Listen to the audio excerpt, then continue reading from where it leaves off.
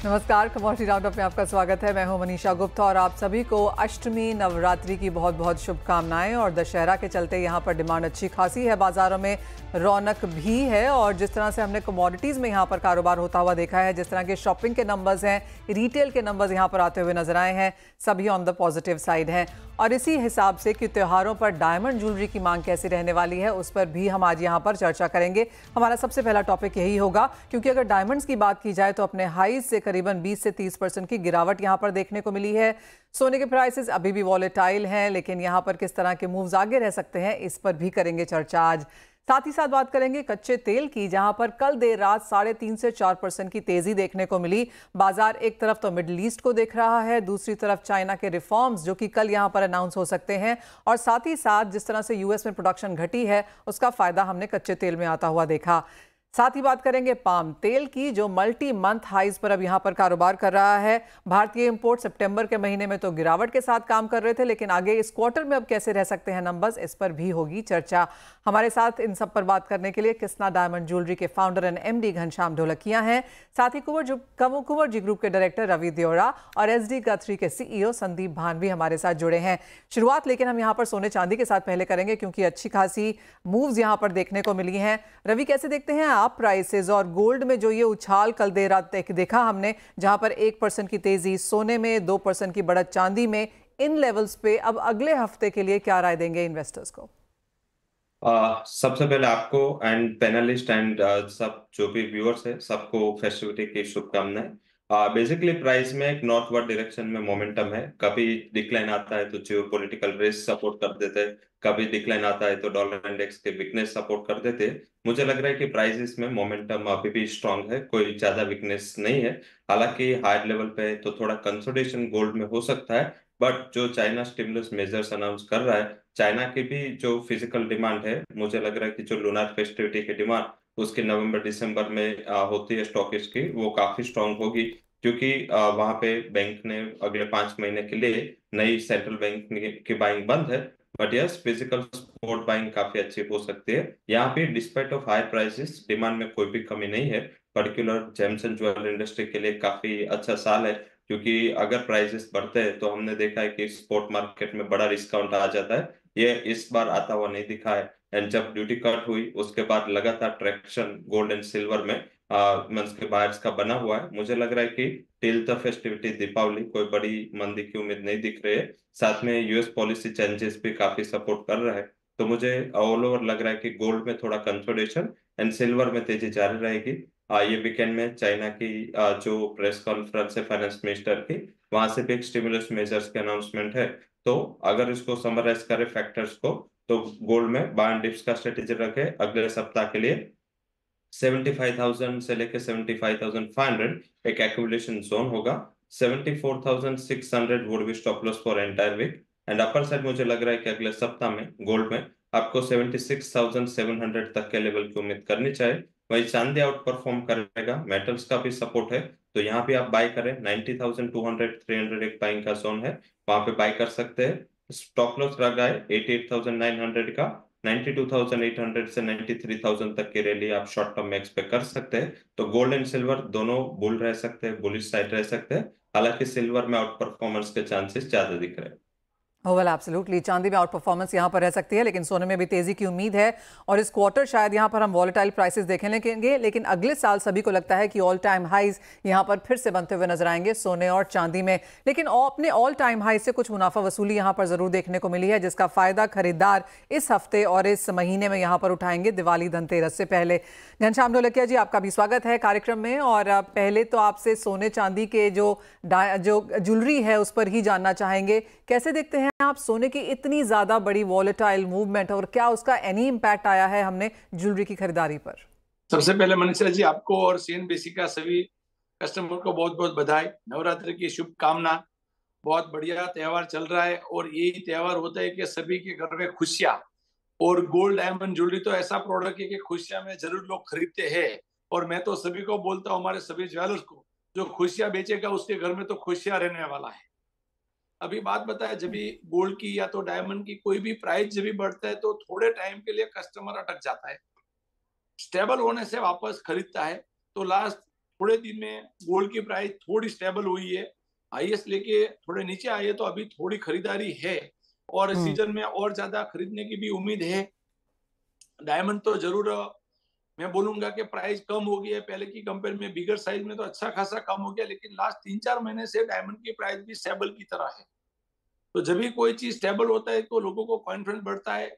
Overall देखे तो थोड़ा प्रोडक्शन भी कम है, थोड़ा लास्ट 1-आध महीने से चाइना का थोड़ा मूवमेंट बेहतर हुआ है, यूएस का तो बेहतर है, पर सबसे बड़ा इंडिया का और वर्ल्ड का सेकंड नंबर का मार्केट जो है वो डायमंड का इंडिया हो गया है। जो एक जमाने में चाइना था, उससे पहले जापान था, अभी यूएस के बाद सेकंड नंबर का मार्केट इंडिया में। तो इंडिया में डायमंड ज्वेलरी का, गोल्ड ज्वेलरी का बहुत बड़ा स्कोप है। Absolutely. मैं बहुत बार बोलता हूँ, लेकिन यंग जनरेशन भी इंडिया में बहुत है। अभी सभी ब्रांड जैसे हमारी कृष्णा ब्रांड आज 45 शोरूम हो गया और 1500 शोरूम में इंडिया में अवेलेबल है। जो ब्रांड ट्रांसपेरेंसी है, स्टैंडर्ड पॉलिसी है। फिर कल हमारा शोरूम खुला सासाराम में, बिहार में सासाराम में, वहां पे भी कृष्णा की सेम प्राइस, बॉम्बे में भी सेम प्राइस, दिल्ली में भी सेम प्राइस। तो जो ब्रांड, जो ज्वेलर स्टैंडर्डाइज है, उसका बिजनेस बढ़ने वाला है। आज के कंज्यूमर को अच्छा एक्सपीरियंस चाहिए, ट्रांसपेरेंसी पॉलिसी चाहिए, और आज के कंज्यूमर जो लेडीज है 10-15% से भी बढ़ के 20-25% लेडीज जॉब करने लगी, जो 20 साल पहले देखे तो 5% थी। तो इंडिया का मार्केट तो बेहतर रहने वाला है, और एक दिन डायमंड मैन्युफैक्चरिंग में तो इंडिया नंबर 1 है सालों से। 10 में से 9 हीरा जो है वो इंडिया में मैन्युफैक्चरिंग हो रहा है, 9 में से 8 जो है वो सूरत में, गुजरात में हो रहा है। तो है, लेकिन एक दिन ये आएगा कि यूज में भी, डायमंड ज्वेलरी कंजप्शन में भी इंडिया नंबर 1 होने वाला है, क्योंकि नेचुरल डायमंड जो है उसकी माइनिंग वर्ल्ड में बहुत लिमिटेड है, और ये 7-8 साल की प्रोसीजर के बाद उसमें से डायमंड आता है। लास्ट 7 साल में कोई डायमंड की नई माइनिंग मिली नहीं है। तो डिमांड बढ़ने से तो शायद ये भी हो सकता है कि शायद नेचुरल डायमंड इतना पूरा नहीं कर पाए। तो इंडिया में डायमंड ज्वेलरी का तो बहुत बड़ा स्कोप है, लेकिन मैं उसमें जरूर बोलूंगा सभी हमारे कंज्यूमर को, जहाँ पे ट्रस्ट है, विश्वास है, ट्रांसपेरेंसी है, वहां पे आप प्रोडक्ट खरीदिए, तो कभी भी आपको पैसे की जरूरत नहीं पड़े। पर जब एक्सचेंज करने का है, बायबैक देने का है, तो जैसे बहुत सारी ब्रांड की यूनिफॉर्म पॉलिसी है, कृष्णा 90% बायबैक देता है आज की प्राइस, 95% एक्सचेंज। तो ये सभी जो पॉलिसी वाले हैं उसका धंधा बढ़ रहे, और नेक्स्ट 10-15 साल जो है मनीषा जी इंडिया का ही है, क्योंकि इंडिया सुपर पावर बनने वाला है, उसमें कोई शंका है नहीं। तो जो इंडस्ट्री में सभी है, एक्सपांड करने का उससे बेहतर समय नहीं है। और एब्सोल्युटली घनश्याम जी अगर हम नंबर्स देखें, और क्योंकि हमारी बात यहाँ पर अक्रॉस इंडिया ज्वेलरी वालों से होती है, और सभी यहाँ पर एक्सपेंशन, सभी यहाँ पर बिजनेस बढ़ाने की बात कर रहे हैं, नए कॉर्पोरेट्स आ रहे हैं, नए आईपीओस भी यहाँ पर मार्केट में आ रहे हैं, तो जैसे आपने कहा एब्सोल्युटली हमने चाइना को पीछे छोड़ दिया है इंडियन डिमांड के लिहाज से, और काफ़ी स्ट्रॉन्ग नंबर्स आने की उम्मीद भी है। लेकिन आपकी कंपनी के बारे में ही यहाँ पर बात करेंगे, और जैसे आपने कहा 45 फ्रेंचाइज शोरूम्स अब आपने यहाँ पर खोलिए हैं, कितने समय पर आप ये 45 नंबर पे पहुंचे हैं, और यहाँ से क्या प्लान है? कृष्णा ब्रांड का जो 45 शोरूम हुआ अभी 2 साल नहीं हुआ, ये नवंबर में 2 साल होगा। उससे पहले हमारा प्लान है 50 शोरूम ज्यादा बन जाएंगे। मतलब इंडिया में कंजप्शन ही बढ़ रहे हैं। आपकी बात सही है कि सभी एक्सपांड कर रहे हैं, लेकिन अभी क्या डबल डिमांड है, एक्सपांड कर रहे हैं, वो इन्वेंट्री के लिए भी डिमांड है, और जो एग्जिस्टिंग बिक रहे उसकी भी डिमांड है। तो अभी का जो समय है वो दोनों की वजह से ज्यादा बढ़ रहा है। तो 45 शोरूम हो गया, बहुत जल्दी हमारा प्लान है 100 से ज्यादा शोरूम इंडिया में होवे, और डायमंड ज्वेलरी किसी को लेने का होवे तो उसमें कृष्णा का नाम हो, वो भी हमारा प्लान है। और मार्केट भी बहुत बड़ा है, और फॉरेन में तो माल बेचते, उससे इंडिया में बेचेंगे तो अपना वाला जब पहनेंगे तो उसकी खुशियां कुछ अलग ही रहती है। तो शॉप एंड शॉप शोरूम में अवेलेबल है, और 45 शोरूम आज की तारीख में कृष्णा का है। घनश्याम जी, जैसे आपने कहा कि एक्सपोर्ट की डिमांड बहुत ज़्यादा स्ट्रांग नहीं है और इंडियन डिमांड यहाँ पर much on the higher side है, तो कुछ नंबर्स जो आप लोगों ने ऑफिस में यहाँ पर कैलकुलेट किए होंगे, किस तरह की डिमांड ग्रोथ हमने भारत के बाजारों में इस साल आते हुए देखी है, और अगले साल के लिहाज से क्या परसेंटेज इंक्रीज की एक्सपेक्टेशन है? इंडिया में जो डायमंड मार्केट जो है 10 से 15% बढ़ेगा ये साल, क्योंकि डे बाय डे सभी ज्वेलर्स जो ट्रांसपेरेंसी पे जा रहे, यूनिफॉर्म पॉलिसी पे जा रहे, डायमंड की अवेयरनेस बढ़ रही है। पहले ये था कहाँ से लूं, कैसे पता, अभी सर्टिफिकेट हो गया है, और अच्छे कंज्यूमर जो है वो अच्छे एक्सपीरियंस करना चाहते हैं, उसके लिए ज्यादा ब्रांडेड जो है वो ग्रोथ हो रहा है। तो 10 से 15% ये साल में डायमंड ज्वेलरी का ग्रोथ होगा। ओके एक और चीज़ यहाँ पर घनश्याम जी, और इवन एज नेचुरल डायमंड के प्राइसेस अपने हाईज से काफ़ी गिर चुके हैं तो ऑब्वियसली उसकी डिमांड यहाँ पर बढ़ी है, लेकिन जिस तरह से लैब ग्रोन में यहाँ पर बढ़त आते हुए देखी है, उस सेक्टर को आप कैसे देख रहे हैं? लैब ग्रोन जो है वो भी ग्रो हो रहा है, लेकिन वो अलग सेगमेंट होगा। अभी डायमंड ज्वेलरी के साथ उसकी कंपेयर नहीं होगा। अभी आपने सुना होगा कि ये टाटा वाले ने भी लॉन्च किया हुआ है, तो अलग ही सेगमेंट है। जो अलग सेगमेंट में जाएंगे तो उसका भी बढ़ेगा। हो सकता है जो कंज्यूमर फैशन में जो यूज करे, यूज एंड थ्रो में जो यूज करे, उसकी जगह पे शायद डायमंड, नेचुरल डायमंड की जगह पे लैब ग्रोन डायमंड वहां पे हो सकता है चले, पर जो रियल डायमंड नेचुरल है उसके साथ तो वो डायमंड की कंपेयर है नहीं। और धीरे धीरे दोनों का कंज्यूमर भी अलग बन जाएगा। जहां पे नेचुरल डायमंड यूज नहीं हो रहा है वो शायद प्रोडक्ट में, समझो एग्जांपल लेडीज का पर्स होए तो पर्स में शायद लैब ग्रोन डायमंड यूज होए। तो अलग अलग बहुत सारे ऐसे एक्सेसरीज है कि उसमें लैब ग्रोन डायमंड की नया मार्केट डेवलप हो सकता है, पर मेरे को नहीं लगता कि डायमंड के साथ इतनी कंपेयर है। Okay done. एक लास्ट क्वेश्चन घनश्याम जी, एक प्राइसिंग पॉइंट के हिसाब से अंडरस्टैंड करने के लिए, इसका 2 पार्ट है। एक तो ये कि अगर लैब ग्रो, आप पहले तो ये बता दीजिए कि अगर नेचुरल डायमंड 1 कैरेट कितने का है और साथ में लैब ग्रोन 1 कैरेट कितने का होता है? नेचुरल डायमंड 1 कैरेट की बात करें तो 5 लाख का है, बेटर क्वालिटी का।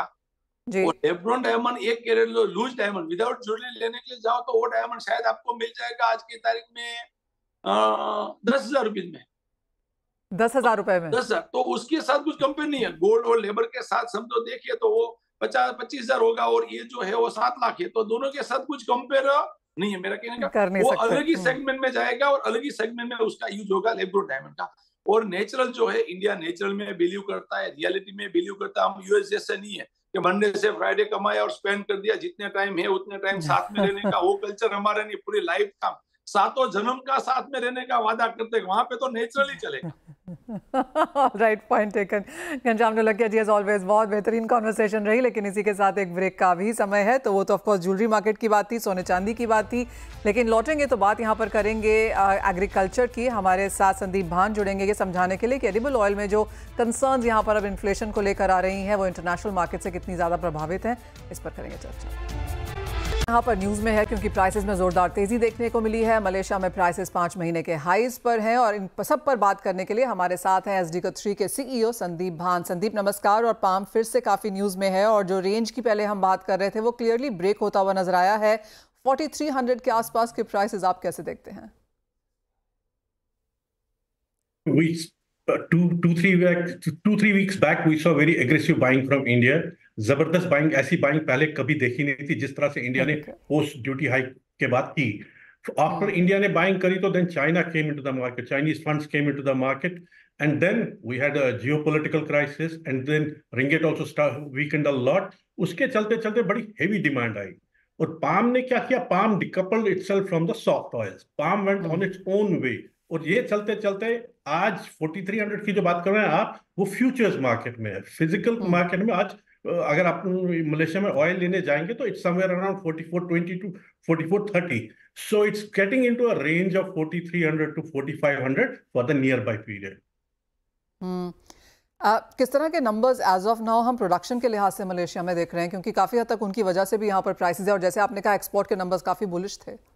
Exports is going very well. Export के नंबर अभी भी कंटिन्यूअसली आ रहे हैं, अभी फर्स्ट 15 डेज के नंबर्स भी बड़े पॉजिटिव आए। In terms of production we have already started into a declining phase now. अब नेक्स्ट 6 मंथ्स में we will only go down in production months. That is a seasonal phenomena for next 6 months.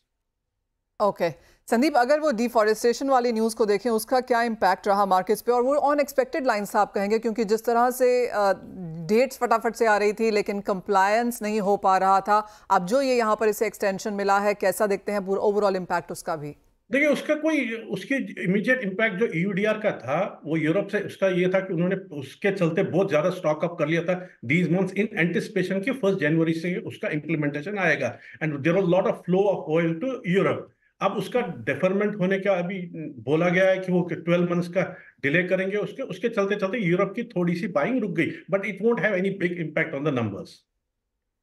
Sandeep आगे जाते हुए India के किस तरह Yeah. Many companies are already ready in supplying EUDR compliant oil, including us. I know that. Sandeep, India import किस तरह से अब आगे जाता हुआ आप देखते हैं, क्योंकि of course prices on the higher side हैं, जैसे आपने कहा बाकी सॉफ्ट ऑयल्स थोड़ा सा कमजोर काम कर रहे हैं। अब इस क्वार्टर के लिए किस तरह की रेंज है, क्या एक्सपेक्टेशन है? देखिए, India is surprising a lot to the global markets. अब पूरा मार्केट यहाँ का इंडिया डिपेंडेंट हो गया। India sets the price trend. जिस तरह से, लाइक आई सेड, जिस तरह से इंडिया ने पोस्ट ड्यूटी हाइक बाइंग करी, वो बहुत ही जबरदस्त बाइंग करी थी। उसके चलते इंडिया के numbers are secured. We think in October month we will see somewhere around 850 to 900,000 tons of exports to India. ज़्यादातर रिपोर्ट्स में और ज़्यादातर लोगों का भी ये मानना है कि ये क्वार्टर तो फिर भी ठीक ठाक एक रेंज में निकल जाएगा, लेकिन फर्स्ट क्वार्टर 2025 में लोग काफ़ी बुलिश हैं।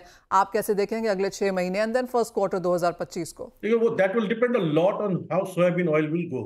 अभी जिस तरह से हम, palm has been maintaining a premium over soft oils for quite some time now. इसके चलते चलते अगर ये प्रीमियम पाम ने मेंटेन किया, आने वाले टाइम में थोड़ा सा पाम पे प्रेशर बढ़ सकता है, not in the first quarter but second quarter of 2025 to get back the demand. Demand आप इंडियन मार्केट्स में, जैसे आपने कहा कि इंपोर्ट्स यहाँ पर काफ़ी बेहतरीन रहेंगे, फेस्टिवल डिमांड के लिहाज से आप कहेंगे इंडिया का काफ़ी कंफर्टेबल है एज ऑफ नाउ, क्योंकि obviously होरेका and out of home eating काफ़ी बढ़ जाती है। That was the surprise India gave us by buying heavily, and उसके चलते इंडिया की बाइंग पाम में रुकेगी नहीं, इट विल कंटिन्यू। बिकॉज अभी जो भी सॉफ्ट ऑयल लेंगे, जैसे आज लेंगे अक्टूबर शिपमेंट और नवंबर shipment, that's going to arrive only in next quarter. तो चॉइस अपने पास है नहीं कुछ other than palm.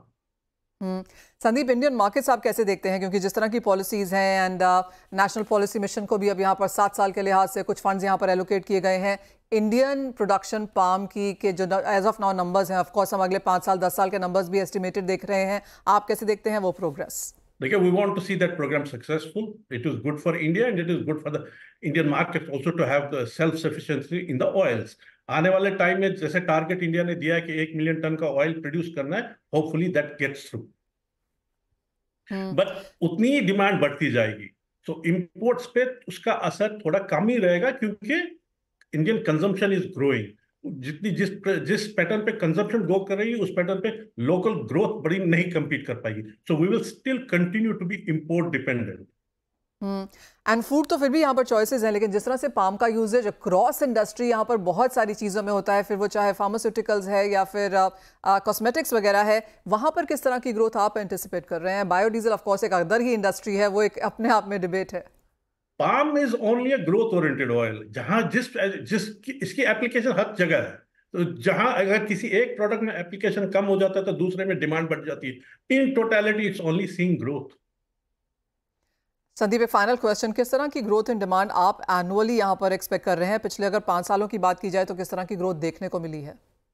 We are seeing a close to 5 to 7% growth. Okay, और वही एंटिसिपेटेड भी है आगे जाते हुए? Will see to continue to see it growing. Drop in growth अब लग नहीं रहा है, दिख नहीं रहा है। एक दो महीने we might see an impact in few months, but in a yearly basis it's only growing. All right Sandeep, आप एक ऐसे बिजनेस में हैं जहां पर कोई डाउनसाइड है ही नहीं, तेजी बरकरार है, और जिस तरह से पाम अपने लिए नए नए यहाँ पर वेन्यूज एंड एवेन्यूज ढूंढ रहा है, क्लियरली ग्रोथ बरकरार रहेगी। एज ऑलवेज बहुत शुक्रिया हमारे लिए आज समय निकालने के लिए एंड जॉइनिंग अस, एंड पूरे उस सेक्टर के बारे में बातचीत भी करने के लिए। तो जो नई प्राइस रेंज यहाँ पर पाम में बनती हुई नजर आई है वो 4300 to 4500 है, much higher than what we saw September या फिर अगस्त के महीने में। तो क्लियरली तेजी में यहाँ पर पाम। रवि, यहाँ पर अब आप कैसे देखते हैं एग्रीकल्चर एज अ स्पेस को, और आप क्या करने की राय देंगे? जब से मीन्स के एक palm oil industry, edible oil industry में एक रहा था कि पहले जो अलग अलग एडिबल ऑयल के प्राइसेस में वेरिएंस बहुत था। सबसे नीचे सनफ्लावर ऑयल, उसके ऊपर पाम ऑयल, उसके ऊपर सोया ऑयल, ऐसे मीन्स के और दोनों के बिटवीन डिफरेंसेस भी काफी थे। अभी वो काफी क्लोज हो चुका है। अभी जितने पाम मीन्स के एडिबल ऑयल अवेलेबल है वो 1215 से लेके 1250 यही रेंज में सारे एडिबल ऑयल आ चुके हैं। मीन्स के जो डिफरेंस था बिटवीन का वो काफी हद तक नीचे आ चुका है, क्योंकि आप राइटली पॉइंट आउट कर रहे थे कि पाम ऑयल की जो डिमांड है अलग अलग इंडस्ट्री से काफी अच्छी आ रही है। इस हिसाब से पाम ऑयल है वो जो डिस्काउंट चल रहा था अदर एडिबल ऑयल के, वो एट पार हो चुका है। तो आई थिंक ये भी एक बेटर चीज है। ऑल ओवर मीन्स के ये जो इंडिया की डिमांड खत्म होगी उसके बाद चाइना की भी फिजिकल बाइंग चालू होगी, क्योंकि चाइना लूनार के पहले नवंबर से अपनी बाइंग चालू करता है। तो आई थिंक लग रहा है कि जब इंडिया का बाइंग का थोड़ा डिम नीचे आएगा तब चाइना उसको रिप्लेस कर सकता है। ऑल ओवर एग्रीकल्चर पैक से लग रहा है कि आज मीन्स के ट्रैक्शन वहां भी है, थोड़ा सपोर्ट है। एंड आई थिंक मुझे लग रहा है कि cotton complex due to Chinese series of major, मुझे लग रहा है कि वहां पे ट्रैक्शन फिर से आना चाहिए। और इतना मीन्स के जो क्रॉप की एक्सपेक्टेशंस थी इतना ज्यादा आया नहीं है, तो मुझे लग रहा है कि कॉटन कॉम्प्लेक्स पे फोकस करें। वहां कपास खली के जो दिसंबर कॉन्ट्रैक्ट है वो बाय कर सकते हैं आप। एक सप्ताह के लिए बाय करें 2940 के करीब। 2900 का स्टॉप लॉस लगा और 3050 तक के लेवल की उम्मीद करनी चाहिए। और जो सेकंड रिकमेंडेशन है वो मेरी रहेगी धनिया पे। 7400 पे धनिया आप बाय करें, स्टॉप लॉस लगा सकते हैं अराउंड 7280 और अपर साइड 7600 तक के लेवल की उम्मीद करनी चाहिए। Fair point. तो ये एडिबल ऑयल में है। और बहुत शुक्रिया रवि हमारे साथ जुड़ने के लिए और उन तमाम कमोडिटीज़ पर स्ट्रैटेजीज भी देने के लिए। जाते जाते आपको रुपया दिखा के जाएंगे आपकी स्क्रीन्स पर, क्योंकि ऑल टाइम लोज पर तो रुपी है ही और अच्छी खासी गिरावट के साथ फिलहाल यहाँ पर कारोबार होता हुआ नजर आया है। 84 के लेवल्स यहाँ पर ब्रीच हुए हैं और अब आप देख सकते हैं कि यहाँ पर 84 के कुछ और नीचे यहाँ पर रुपया जाता हुआ क्लियरली उसका कुछ प्रेशर हमने इंडियन इक्विटी मार्केट्स में भी उस तौर पर आता हुआ देखा है। देख सकते हैं आप 84.06 ये नया ऑल टाइम लो है यहाँ पर फिलहाल रुपए के लिए। लेकिन इसी के साथ एक ब्रेक का समय है, लौटेंगे तो वो सारा कुछ एनालाइज करेंगे यहाँ पर इक्विटी मार्केट्स के साथ।